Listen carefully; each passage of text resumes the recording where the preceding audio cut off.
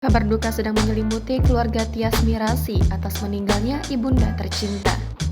Tyas yang masih berkabung mengisahkan saat-saat terakhir sebelum ibunda tiada. Pemain sinetron Tyas Mirasih berduka setelah Hedi Elias meninggal dunia.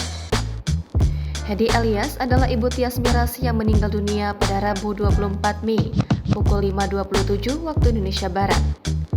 Saat ini jenazah ibunda Tyas Mirasih disemayamkan di rumah duka Raffles Hills, Cibubur, Jakarta Timur.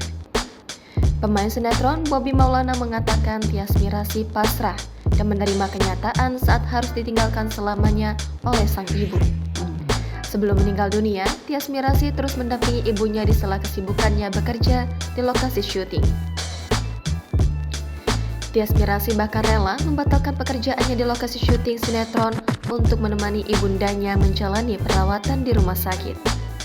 Meski ikhlas, Tyas Mirasih tidak bisa menyembunyikan rasa dukanya. 24 Mei 2023 sih Mama udah 49 hari dirawat di rumah sakit, dirawat intensif. Jadi Mama itu memang ada penyakit bawaan, ya berat dan hipertensi.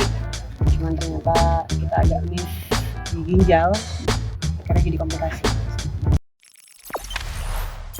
Jangan lupa subscribe, share, komen, dan like ya.